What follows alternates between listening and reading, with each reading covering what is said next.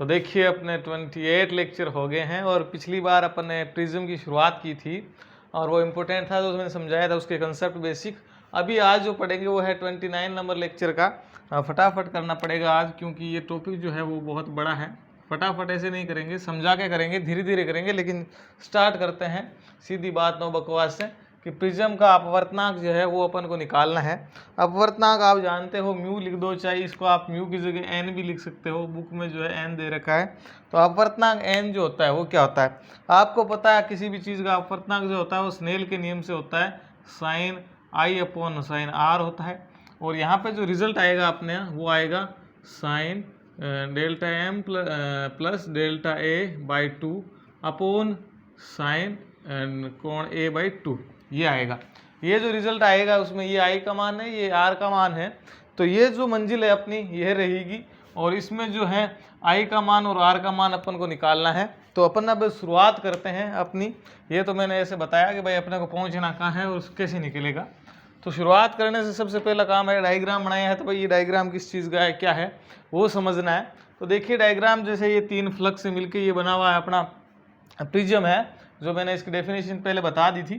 Prism में देखिए ये पी क्यू जो है वो आपतित प्रकाश की किरण है, इंसिडेंट रे है, जिसका जो है ये एस ए बी पृष्ठ से अपवर्तन होता है और ये रिफ्लेक्टेड रे प्राप्त होती है। इसके बाद में ये रिफ्लेक्टेड रे उसका वापस ए सी पृष्ठ से सघन से विरल में जाती है। तो ये जो अभिलंब बना है N2, ये N1 अभिलंब इसका और N2 अभिलंब से दूर जाएगी, और जो ये इमर्जेंट रे प्राप्त होगी ये है निर्गत रे। और अब आपतित प्रकाश, ये आपतित प्रकाश की किरण को आगे बढ़ाने पे और निर्गत प्रकाश की किरण को पीछे बढ़ाने पे इनके बीच जो बनने वाला कोण है वो कोण होता है विचलन कोण। तो यहाँ डेल्टा एम क्या है, वो अपना है विचलन कोण। तो समझ में आया विचलन कोण क्या होता है, कि आपतित प्रकाश की किरण को आगे बढ़ाने पे और निर्गत प्रकाश किरण को पीछे बढ़ाने पे इनके बीच जो कोण बनता है वो कहलाता है विचलन कोण। और जो कोण ए है, कोण ए ये पड़ा, ये क्या कहलाता है, प्रिज्म कोण। ये मैंने आपको पहले भी बता दिया था, ये प्रिज्म कोण। तो पता चल गया इसमें ये क्या चीज़ें हैं। अब कुछ बचा है, ये बचा, देखिए यहाँ पे जो है, यहाँ पे कोण जो है वो I1 है, वो I1 जो कोण है। तो आप ऐसे थ्योरी में लिख सकते हैं कि पी क्यू आपतित प्रकाश किरण है, एसी पृष्ठ पर जो आपतन कोण है वो I1 है, और जो अपवर्तन कोण है वो R1 है। और जो ए बी पृष्ठ पर तो ये रह गया। अब एसी पृष्ठ पर जो है आपतन कोण R2 है, तथा जो निर्गत कोण है वो निर्गत कोण यहाँ पे बनेगा वो है I2। याद रखना यहाँ पे क्या रहेगा, निर्गत कोण I2। तो पता चल गया I2 क्या चीज़ है और I1 क्या चीज़ है। डायग्राम समझ में आया। देखिए डायग्राम अपना हो गया, आपको ये समझ में आया पूरा। अब अपन शुरुआत करेंगे अपनी डेरिवेशन की। डेरिवेशन में जो अपन को निकालना है वो पदार्थ का अपवर्तनांक sine delta plus A by 2 upon sign A by 2, ये मैंने आपको बता दिया था। अब देखिए शुरुआत करते हैं। तो अपवर्तनांक का सबसे पहले आपको पता है ज़रूरत किसकी, अपने को ज़रूरत है अपवर्तनांक की, अपवर्तनांक निकालने की। तो अपना क्या है, ध्यान से देखिए, अपन सबसे पहले वही फॉर्मूला लिखते हैं जिसकी ज़रूरत है। तो यहाँ पे मैं लिख लेता हूँ कि स्नेल के नियम से, स्नेल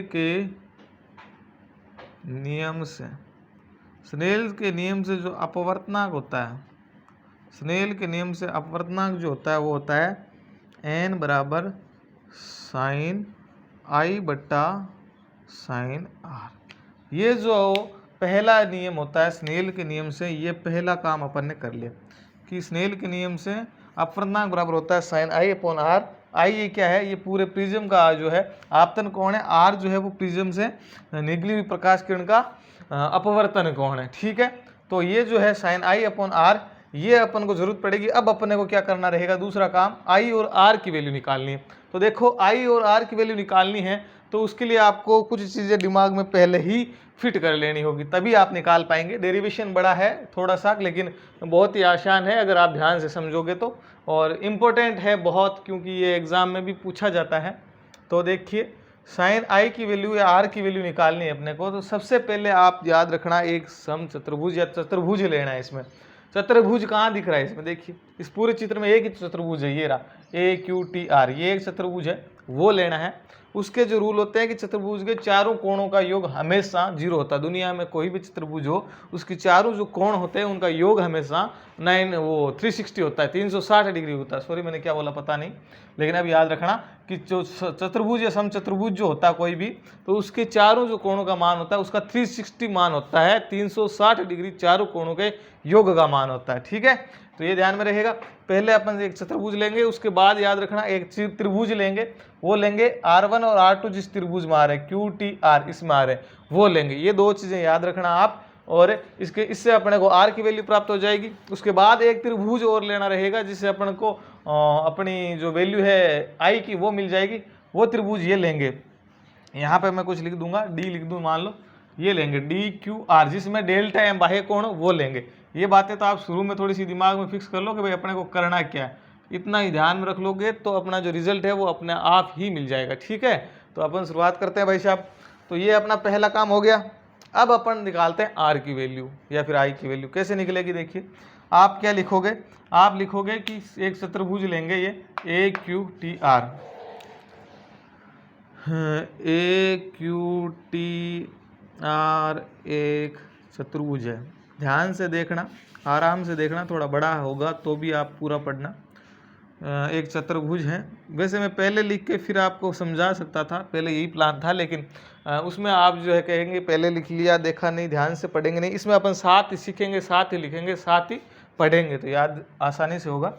तो आपको पता है जब चतुर्भुज होता है तो उसके चारों जो कोण है उनका योग 360 डिग्री होता है। तो देखिए इसमें कौन कौन से कोण है, एक ले लेता हूँ मैं कोण A, प्लस दूसरा कोण कौन सा है ART, कोण ART, ये दूसरा कोण ले लिया। अब तीसरा कोण चाहिए T वाला, प्लस ले लेता हूँ मैं कोण T, उसके बाद में ये कोण TQR ये ले लेता हूँ, ये कोण ये भी मैं ले लेता हूँ, प्लस कोण TQR। आप देख लीजिए डायग्राम में, ध्यान दीजिए, आप लिखने की फुर्ती मत करना, लिखना आप बाद में खुद अपना आप डेरिवेशन करना बिना देखे। वो फिर अगर आपको समझ में नहीं आए तो लास्ट वाली चीज़ का स्क्रीनशॉट लेके देख के लिख सकते हैं, लेकिन पहले आप समझो और उसके बाद बिना देखे आप करना कि आप चतुर्भुज लेंगे और याद रखेंगे कि दुनिया का कोई भी चतुर्भुज हो उसके जो चारों कोण है ये, इनका योग हमेशा 360 होता है, मतलब 360 डिग्री होता है।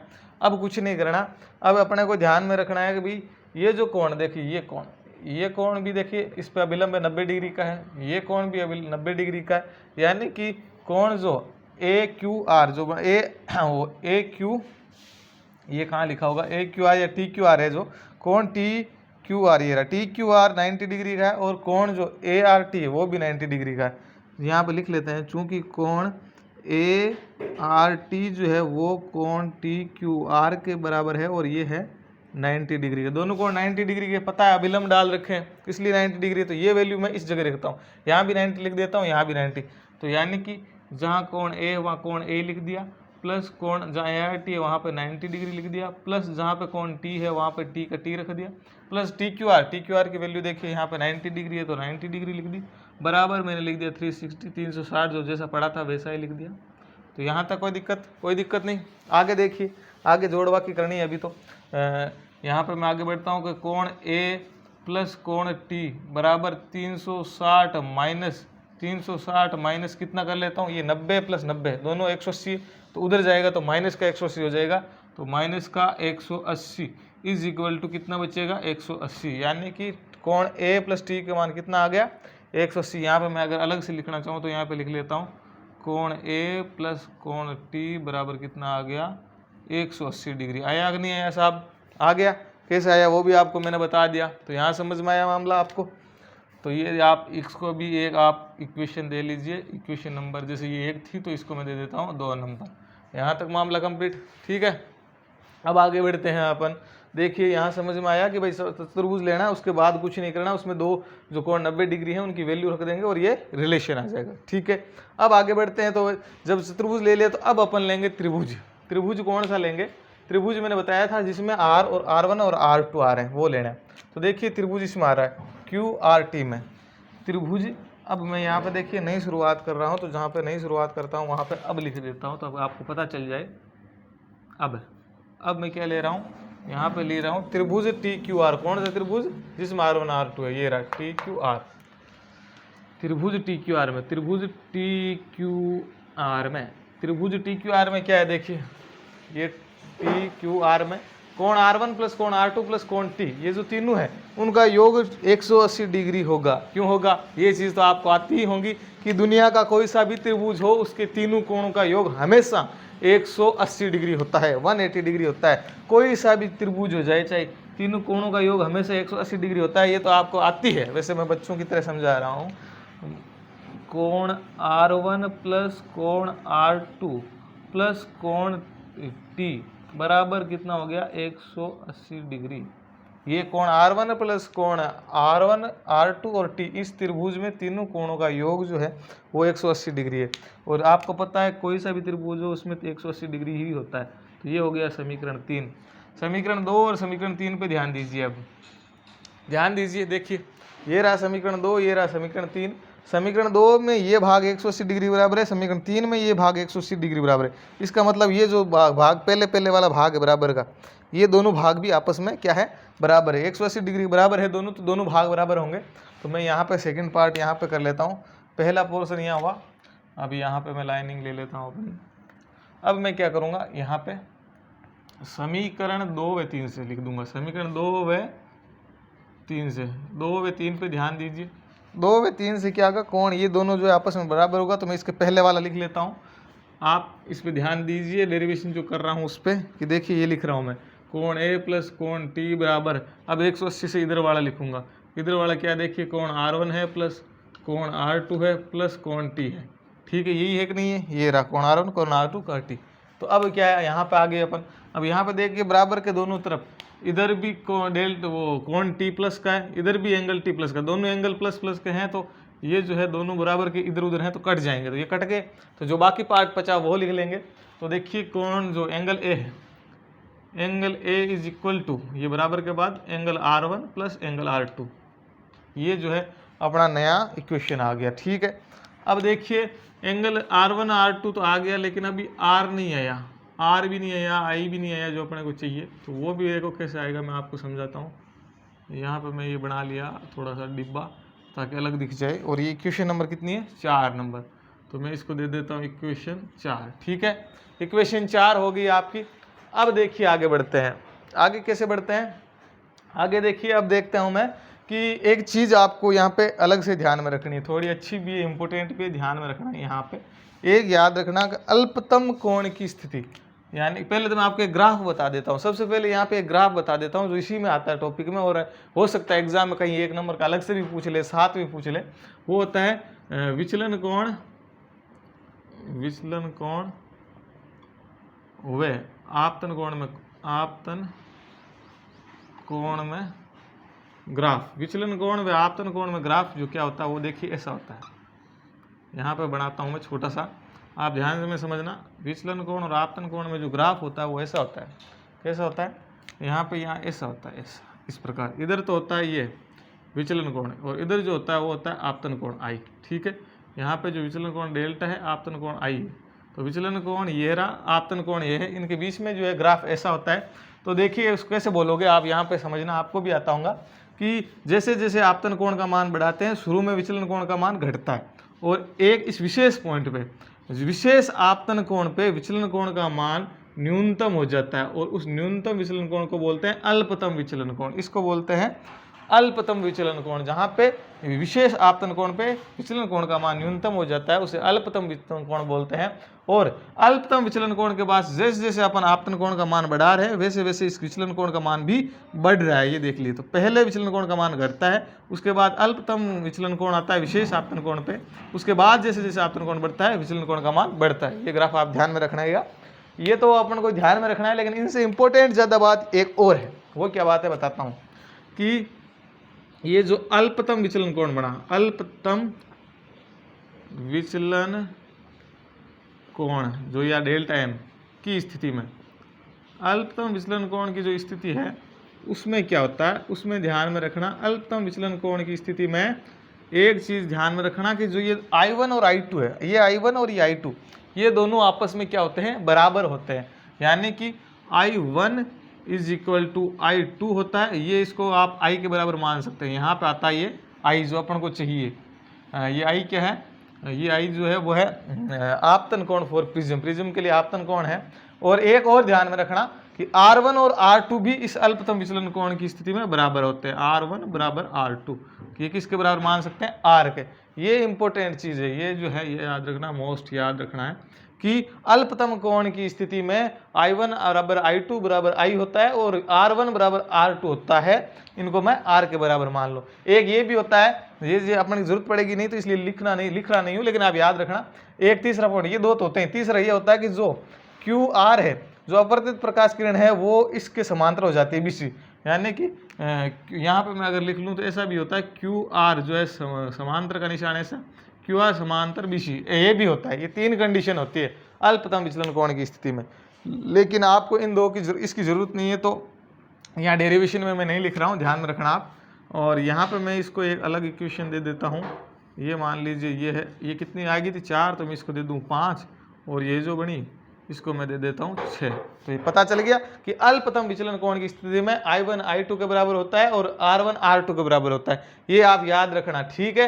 अब अपन आगे बढ़ते हैं कि ये जो अपन को पता चल गया कि R1 और R2 दोनों किसके बराबर है, RR के। इसका मतलब यहाँ भी मैं R लिख सकता हूँ, यहाँ भी R लिख सकता हूँ, तो यानी कि A बराबर एंगल A बराबर R प्लस R लिख सकता हूँ, नहीं लिख सकता हूँ। तो मैं यहाँ लिख दूँ कि समीकरण 4 में R1 R2 6 से वैल्यू रखने पर, समीकरण 4 में 6 से मान, समीकरण 4 है उसमें मैं 6 से अगर मान रख दूं तो क्या हो जाएगा, देखिए एंगल ए अपना है जैसा इज इक्वल टू, इसकी जगह R1 की जगह R लिख सकता हूँ, इस R2 ये रहा, R2 की वैल्यू भी R है तो R2 की जगह भी R लिख सकता हूँ, तो R प्लस R लिख सकता हूँ, यानी कि दोनों को मैं लिख सकता हूँ 2, angle A is equal to 2R। क्यों आया, पता चल गया।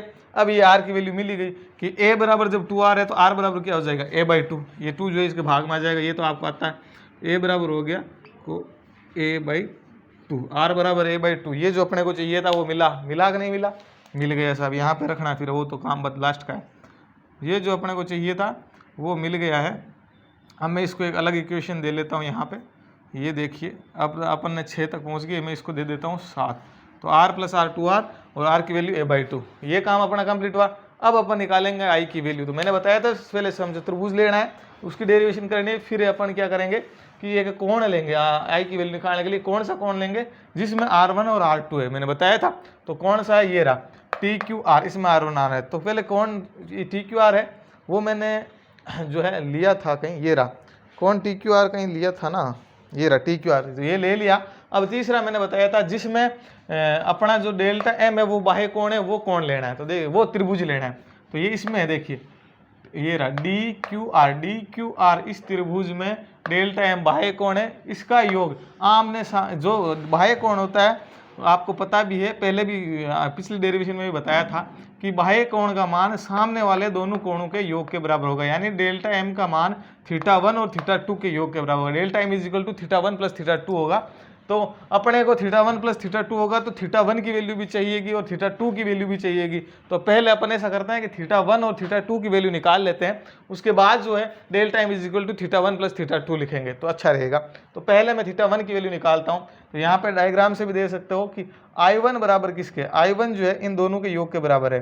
I1 बराबर θ1 प्लस θ2 है कि नहीं, ये शीर्षाभिमुख कोण है। I1 बराबर θ1 plus θ2, θ1 plus R1 sorry, I1 बराबर देखिए ये जैसे जितना इतना है इतना ही है, दोनों शीर्षाभिमुख कोण है।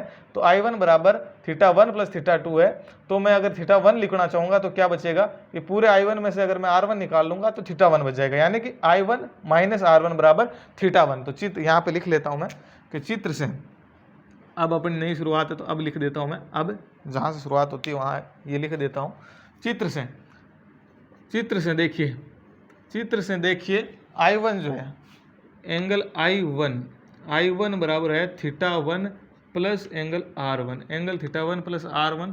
ये कारण क्या है इसका, यहाँ पे लिख लो शीर्षाभिमुख जो है कौन है, इस वजह से ये दोनों इसके योग बराबर होगा। अपने को जो है वैल्यू चाहिए R1 की वैल्यू चाहिए, तो नहीं θ1 की, क्योंकि अपने को जो है डेल्टा M बराबर θ1 प्लस θ2 लिखेंगे तो θ1 की वैल्यू चाहिए। तो यहाँ से θ1 में क्या लिख सकता हूँ, एंगल θ1 इज इक्वल टू लिख सकता हूँ मैं एंगल I1, ये इधर प्लस का है तो इधर आएगा तो माइनस का, तो I1 माइनस एंगल R1 लिख सकता हूँ, नहीं लिख सकता हूँ। तो आया समझ में कि θ1 की वैल्यू जो है वो कितनी, इसकी वैल्यू I1 माइनस R1 रहेगी, ये रही I1 माइनस R1। इसको भी मैं एक अलग इक्वेशन दे लेता हूँ, जरूरत पड़ेगी। तो देखिए इसको भी मैं इक्वेशन नंबर कितनी दे लेता हूँ, 7 आ गई अपनी, तो इसको बोल दूँ मैं इक्वेशन नंबर 8। ठीक है, 8 तक आए अपन।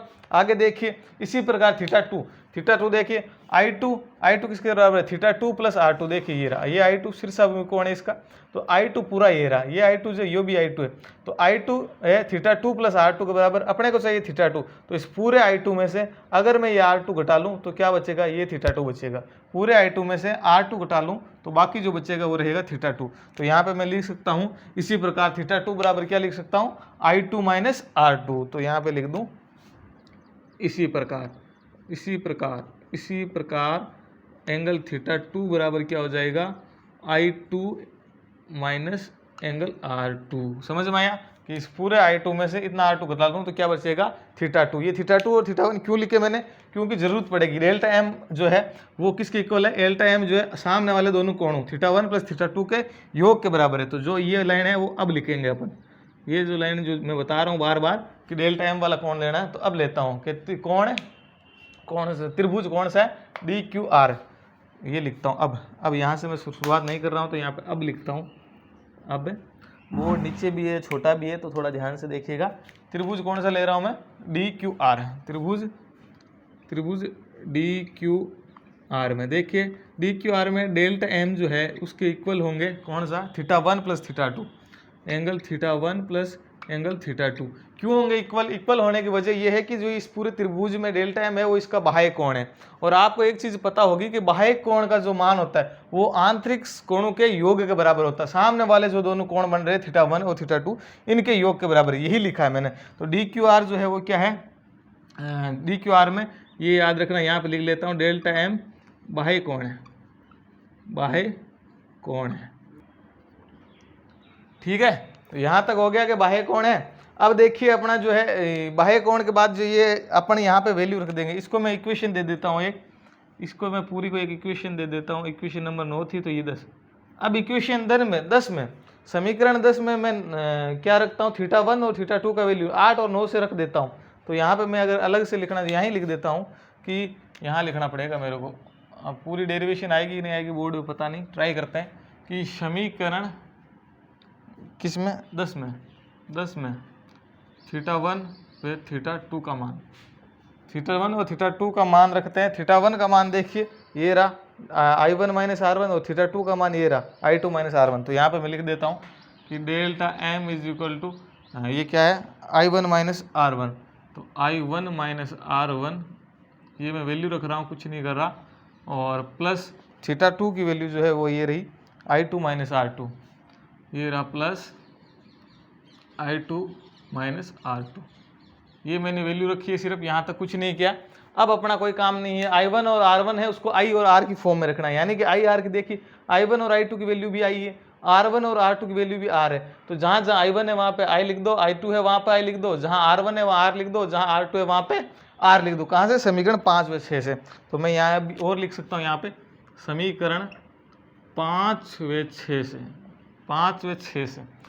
व 6 से देखिए यहाँ पे I1 I2 की वैल्यू I, R1 R2 की वैल्यू R। तो यहाँ पे लिख रहा हूँ मैं, देखिए आप I की जगह मैं यहाँ लिख सकता हूँ I, माइनस R1 की लिख सकता हूँ R, प्लस जो I2 है उसकी जगह भी मैं लिख सकता हूँ I, और माइनस जो R2 है उसकी जगह मैं क्या लिख सकता हूँ R। यहाँ से लिख दिए मैंने, यहाँ पे देखिए, ठीक है। तो अब देखिए यहाँ पे देखिए, एक ये I प्लस एक ये I, तो 2I हो गया। तो delta M is equal to 2I plus R, देखिए कितना है, R जो है माइनस में, एक माइनस का R ये, एक माइनस का R ये, तो यानी दोनों मिला के क्या हो गया, माइनस का 2R। तो ये हो गया माइनस का 2R।